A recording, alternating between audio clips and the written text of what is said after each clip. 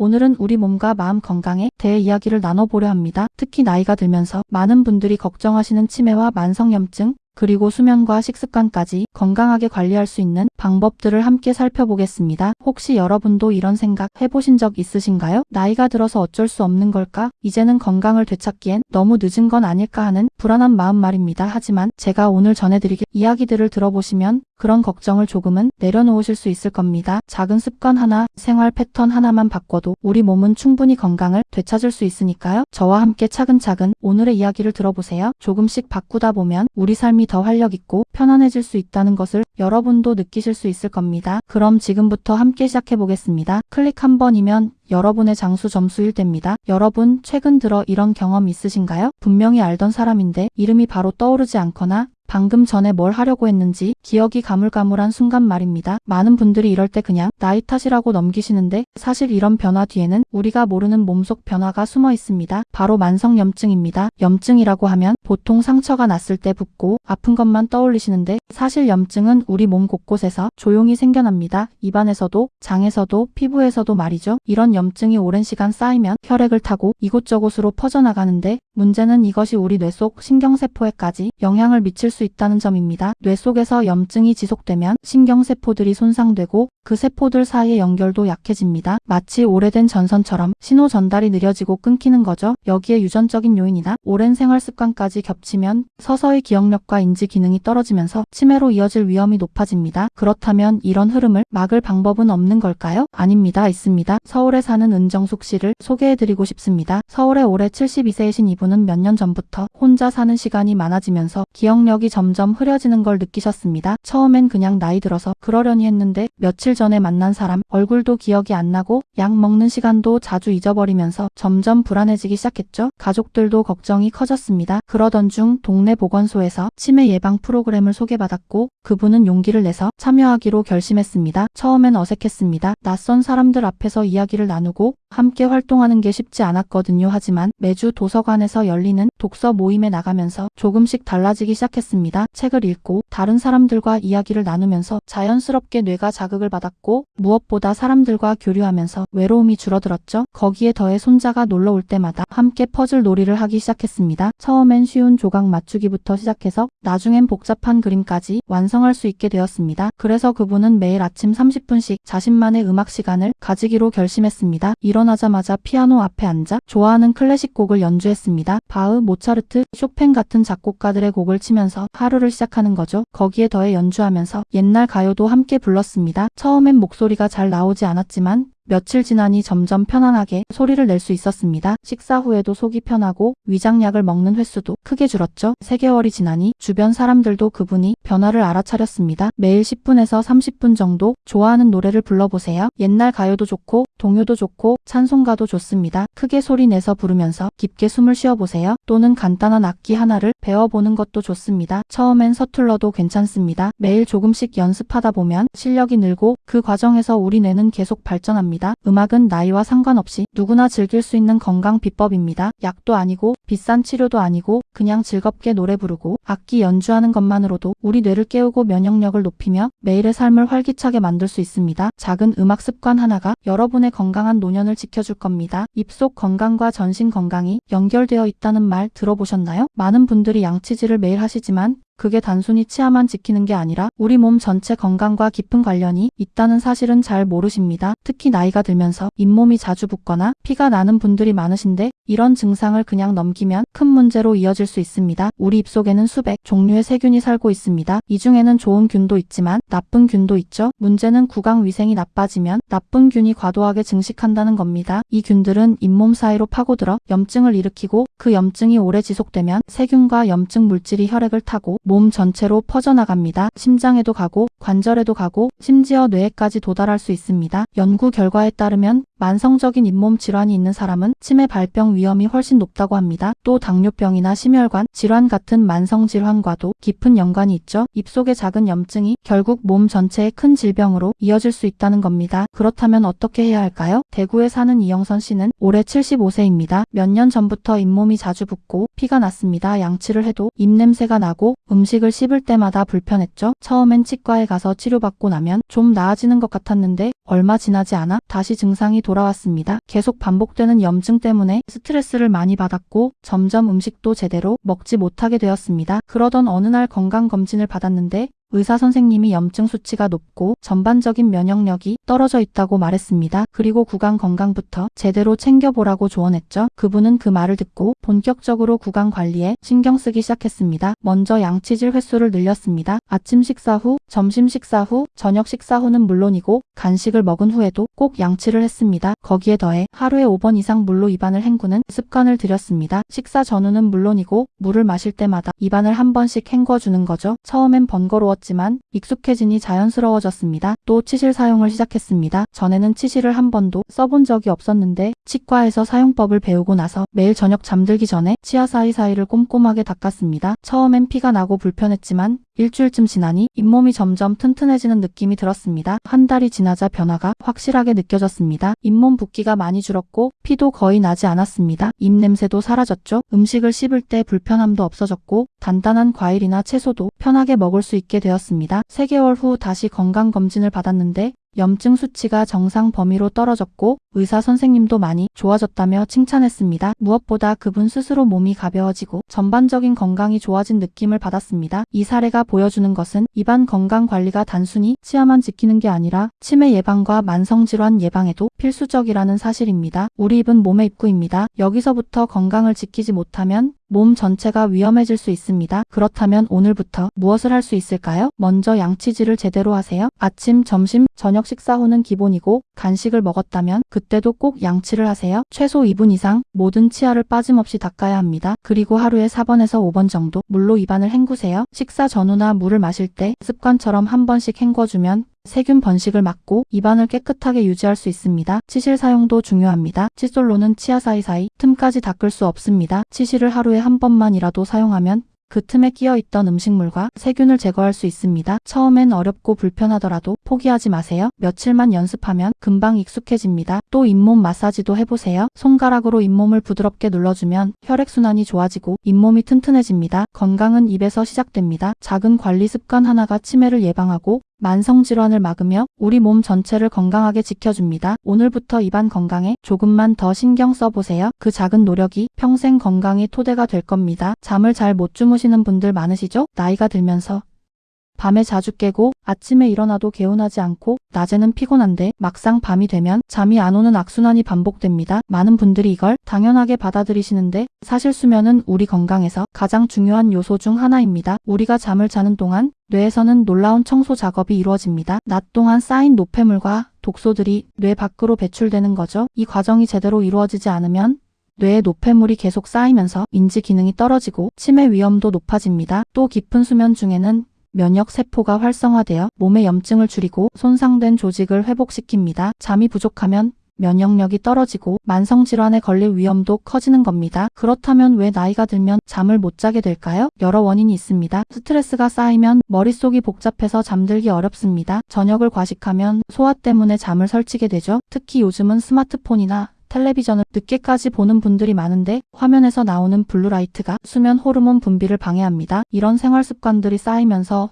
수면의 질이 계속 나빠지는 겁니다. 광주에 사는 김현우 올해 70세입니다. 몇 년 전부터 밤에 잠을 제대로 못 잤습니다. 11시에 누워도 새벽 2시까지 뒤척이다가 겨우 잠들고 새벽 5시쯤 되면 다시 깨서 더 이상 못 자는 날이 많았죠. 낮에는 계속 피곤하고 집중력도 떨어졌습니다. 가족들과 대화할 때도 짜증이 나고 사소한 일에도 화가 났습니다. 건강검진을 받았더니 혈압도 높아졌고 의사 선생님은 수면 부족이 큰 원인이라고 말했습니다. 그분은 이대로는 안 되겠다 싶어 생활 습관을 바꾸기로 결심했습니다. 먼저 저녁 시간 루틴을 만들었습니다. 저녁 식사는 7시 전에 마치고 그 이후엔 가벼운 간식만 먹었습니다. 저녁 8시쯤 되면 동네를 30분 정도 천천히 산책했습니다. 처음엔 귀찮았지만 며칠 하다 보니 산책이 하루의 마무리 같은 느낌이 들어 기분이 좋았습니다. 산책 후에는 집에 돌아와서 가벼운 스트레칭을 10분 정도 했습니다. 목과 어깨, 허리를 천천히 풀어주면서 몸의 긴장을 풀었죠. 가장 큰 변화는 전자기기 사용을 줄인 것이었습니다. 전에는 침대에 누워서도 스마트폰으로 뉴스를 보고 영상을 보느라 시간을 보냈는데 이제는 저녁 9시 이후엔 스마트폰을 거실에 두고 침실에는 가져가지 않았습니다. 텔레비전도 9시 반에는 끄고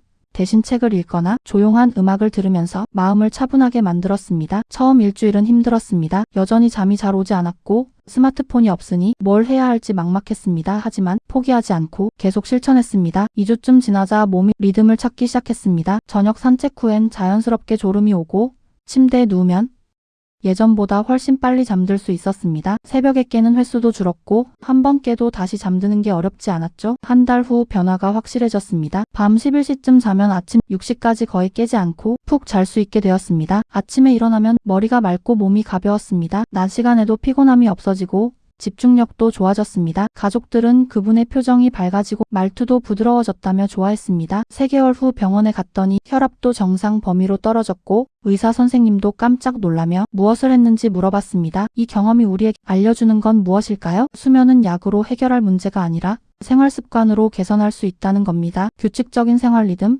적절한 운동, 스트레스 관리, 이 3가지만 잘 지켜도 수면의 질은 크게 좋아집니다. 잠이 오지 않는다고 걱정하고 불안해할 필요 없습니다. 작은 변화 하나하나가 모여서 큰 차이를 만들어냅니다. 그렇다면 오늘부터 무엇을 실천할 수 있을까요? 먼저 저녁 시간 루틴을 만드세요. 저녁 식사는 가능하면 일찍 가볍게 드세요. 과식하면 소화 때문에 잠을 설치게 됩니다. 식사 후 1시간에서 2시간 정도 지나면 가벼운 산책을 나가보세요. 동네를 천천히 걷는 것만으로도 충분합니다. 산책이 어렵다면 집 안에서라도 스트레칭을 10분 정도 해보세요. 목과 어깨, 허리를 천천히 풀어주면 몸의 긴장이 풀리고 잠들기 쉬워집니다. 가장 중요한 건 전자기기 사용을 줄이는 겁니다. 잠들기 최소 1시간 전에는 스마트폰과 텔레비전을 끄세요. 처음엔 불편하겠지만 며칠만 견디면 익숙해집니다. 대신 책을 읽거나 조용한 음악을 들으면서 마음을 차분하게 만드세요. 따뜻한 물로 샤워하는 것도 좋습니다. 체온이 살짝 올라갔다가 내려가면서 자연스럽게 졸음이 오거든요. 수면은 우리 몸의 재충전 시간입니다. 이 시간을 제대로 보내지 못하면 아무리 좋은 음식을 먹고 운동을 해도 건강을 지키기 어렵습니다. 반대로 잠만 잘 자도 면역력이 높아지고 치매를 예방하며 만성질환 위험도 줄일 수 있습니다. 오늘 밤부터 작은 변화를 시작해보세요. 여러분의 몸이 달라지는 걸 느끼실 수 있을 겁니다. 마지막으로 식습관에 대해 이야기해보겠습니다. 우리가 무엇을 먹느냐가 우리 몸을 만듭니다. 특히 나이가 들수록 식습관이 건강에 미치는 영향은 더욱 커집니다. 좋은 음식은 만성염증을 억제하고 면역력을 높이지만 나쁜 음식은 염증을 키우고 질병을 불러옵니다. 우리 몸속에는 장이라는 중요한 기관이 있습니다. 장 속에는 수조 개의 미생물이 살고 있는데 이들은 소화를 돕는 것은 물론이고 면역 기능에도 큰 역할을 합니다. 문제는 나쁜 식습관이 이 장 내 환경을 망가뜨린다는 겁니다. 가공식품, 고지방 음식, 과도한 당분은 나쁜 균을 늘리고 좋은 균을 줄입니다. 그러면 장벽이 약해지면서 독소와 세균이 혈액으로 새어나가고 이게 온몸에 염증을 일으킵니다. 이런 염증이 오래 지속되면 당뇨병, 고혈압, 심혈관 질환 같은 만성질환이 생기고 뇌에까지 영향을 미쳐 치매 위험도 높아집니다. 반대로 좋은 음식을 먹으면 장내 환경이 개선되고 염증이 줄어들며 온몸이 건강해집니다. 그렇다면 무엇을 먹어야 할까요? 서울 강동구에 사는 정미숙, 올해 74세입니다. 몇 년 전까지만 해도 건강에 큰 문제가 없었는데 70세가 넘어가면서 몸이 자꾸 무겁고 피곤했습니다. 건강검진을 받았더니 염증 수치가 높고 콜레스테롤 수치도 정상보다 높게 나왔습니다. 의사 선생님은 식습관을 바꿔야 한다고 조언했습니다. 그분은 평소 식사를 대충 하는 편이었습니다. 밥은 적게 먹고 반찬도 김치나 장아찌 정도로 간단하게 먹었죠. 고기는 거의 안 먹고 채소도 별로 좋아하지 않았습니다. 대신 빵이나 과자, 라면 같은 간편식을 자주 먹었습니다. 그분은 식습관을 완전히 바꾸기로 결심했습니다. 먼저 단백질 섭취를 늘렸습니다. 아침엔 달걀 2개를 삶아서 먹고 점심엔 두부나 생선을 꼭 포함시켰습니다. 저녁에도 닭가슴살이나 콩 요리를 추가했습니다. 처음엔 고기를 먹는 게 어색하고 부담스러웠지만 며칠 지나니 몸이 가벼워지는 느낌이 들었습니다. 단백질이 부족하면 근육이 줄고 면역력도 떨어진다는 걸 실감했죠. 채소 섭취도 크게 늘렸습니다. 매 끼니마다 색깔 있는 채소를 2가지 이상 먹었습니다. 브로콜리, 당근, 시금치, 파프리카 등 다양한 채소를 삶거나 볶아서 먹었습니다. 처음엔 양이 많아서 다 먹기 힘들었지만 조금씩 익숙해지면서 자연스럽게 채소를 많이 먹게 되었습니다. 또 베리류를 간식으로 먹기 시작했습니다. 블루베리, 딸기 같은 과일에는 항산화 성분이 많아서 염증을 줄이는데 도움이 된다고 들었거든요. 반대로 줄인 것도 있습니다. 빵과 과자, 라면 같은 가공식품을 거의 끊었습니다. 처음엔 입이 심심하고 허전했지만 대신 견과류나 과일로 대체하니 오히려 건강해지는 느낌이 들었습니다. 기름진 음식도 줄였습니다. 튀김이나 삼겹살 같은 고지방 음식 대신 구운 생선이나 찜 요리를 주로 먹었습니다. 술도 거의 마시지 않았습니다. 전에는 가끔 소주 한두 잔씩 했는데 이제는 특별한 날 외에는 술을 입에 대지 않았습니다. 한 달쯤 지나자 몸의 변화가 느껴지기 시작했습니다. 아침에 일어날 때 몸이 훨씬 가벼웠고 낮에도 피로감이 덜했습니다. 소화도 좋아졌습니다. 전에는 식사 후에 자주 속이 더부룩하고 가스가 찼는데 이제는 그런 증상이 거의 없었습니다. 3개월이 지나자 더 큰 변화가 왔습니다. 체중이 3kg 정도 빠졌는데 무리한 다이어트를 한 게 아니라 자연스럽게 건강한 몸무게로 돌아간 거였습니다. 6개월 후 다시 건강검진을 받았습니다. 결과를 보고 깜짝 놀랐습니다. 염증 수치가 정상 범위로 떨어졌고 콜레스테롤 수치도 많이 개선되었습니다. 의사 선생님도 식습관만 바꿨는데 이렇게 좋아질 수 있냐며 놀라워했습니다. 무엇보다 그분 느끼는 변화가 컸습니다. 몸이 가볍고 기분도 좋고 뭔가를 할 수 있다는 자신감이 생겼습니다. 친구들을 만나도 예전보다 활력 있게 대화하고 동네 모임에도 적극적으로 참여하게 되었습니다. 이 사례가 우리에게 알려주는 건 무엇일까요? 균형 잡힌 식사가 단순히 배를 채우는 게 아니라 우리 몸 전체의 건강을 좌우한다는 겁니다. 장 건강이 좋아지면 면역력이 높아지고 염증이 줄어들며 뇌 건강도 지킬 수 있습니다. 복잡한 건 필요 없습니다. 단백질, 채소, 좋은 지방 이 3가지만 챙기고 가공식품을 줄이면 됩니다. 오늘부터 실천할 수 있는 방법을 알려드리겠습니다. 먼저 매 끼니마다 단백질을 포함하세요. 아침엔 달걀이나 두유, 점심과 저녁엔 두부, 생선, 닭가슴살, 콩 중 하나를 꼭 먹으세요. 손바닥 크기 정도면 충분합니다. 그리고 채소를 많이 드세요. 색깔이 다양한 채소를 2가지 이상 매 끼니마다 먹으면 좋습니다. 생으로 먹기 어려우면 삶거나 볶아도 됩니다. 과일도 적당량 드세요. 특히 베리류가 좋습니다. 블루베리, 딸기, 라즈베리 같은 과일은 항산화 성분이 많아서 염증을 줄이는 데 도움이 됩니다. 하루 한 줌 정도면 충분합니다. 좋은 지방도 중요합니다. 견과류, 아보카도, 올리브유 같은 건강한 지방을 적당히 섭취하세요. 이런 지방은 뇌 건강에도 좋고 염증도 줄여줍니다. 반대로 줄여야 할 것도 있습니다. 가공식품은 최대한 피하세요. 빵, 과자, 라면, 소시지 같은 음식에는 나쁜 지방과 당분, 첨가물이 많아서 장 건강을 해칩니다. 기름진 음식도 줄이세요. 튀김이나 삼겹살 같은 고지방 음식은 가끔만 드시고 평소엔 담백한 요리를 선택하세요. 술도 줄이는 게 좋습니다. 술은 장 점막을 손상시키고 염증을 일으키니까요. 물도 충분히 마시세요. 하루에 6잔에서 8잔 정도 물을 마시면 장 운동이 활발해지고 독소 배출에도 도움이 됩니다. 식사 시간도 규칙적으로 하세요. 아침, 점심, 저녁을 비슷한 시간에 먹으면 우리 몸이 리듬을 찾고 소화도 잘 됩니다. 식습관은 하루아침에 바뀌지 않습니다. 천천히 하나씩 바꿔가세요. 오늘은 달걀 하나 더 먹고 내일은 채소 1가지 추가하고 모레는 과자 대신 견과류를 먹는 식으로 조금씩 변화를 주는 겁니다. 그렇게 작은 습관들이 쌓이면 몇 달 후엔 완전히 다른 식습관을 갖게 되고 그게 여러분의 평생 건강을 지켜줄 겁니다. 오늘 제가 전해드린 5가지 건강 습관 어떠셨나요? 치매와 만성염증 예방을 위한 사회적 활동과 두뇌 자극, 음악을 통한 뇌 건강 개선, 구강 관리로 전신 건강 지키기, 수면의 질 높이기, 그리고 균형 잡힌 식습관까지 하나하나가 모두 중요하지만 동시에 어렵지 않은 것들입니다. 혹시 이 모든 걸 한꺼번에 해야 한다고 생각하시면 부담스러우실 수 있습니다. 하지만 걱정하지 마세요. 여러분의 속도에 맞춰 시작하면 됩니다. 오늘은 친구에게 전화 한 통 하고 내일은 좋아하는 노래 한 곡 불러보고 모레는 양치 후에 치실을 한번 써보는 것, 이런 작은 실천들이 쌓여서 큰 변화를 만들어냅니다. 우리 몸은 나이가 들었다고 해서 변화를 거부하지 않습니다. 오히려 좋은 자극과 관심을 받으면 놀랍도록 회복하고 발전합니다. 기억력도 좋아지고 면역력도 높아지며 수면의 질도 개선되고 장 건강도 튼튼해집니다. 여러분의 몸은 지금 이 순간에도 변화할 준비가 되어 있습니다. 늦었다고 생각하지 마세요. 70대에 시작해도 80대에 시작해도 결코 늦지 않았습니다. 오늘 이 영상을 보신 것, 그것만으로도 이미 여러분은 건강을 향한 첫걸음을 내디딘 겁니다. 이제 작은 실천 하나만 더 하면 됩니다. 오늘부터, 아니 지금 이 순간부터 하나씩 시작해보세요. 여러분의 건강한 삶을 응원합니다. 작은 변화가 모여 큰 희망을 만들고 그 희망이 여러분의 매일을 더 활기차고 행복하게 만들어줄 겁니다. 오늘도 건강하시고 내일은 더 건강하시길 바랍니다. 감사합니다.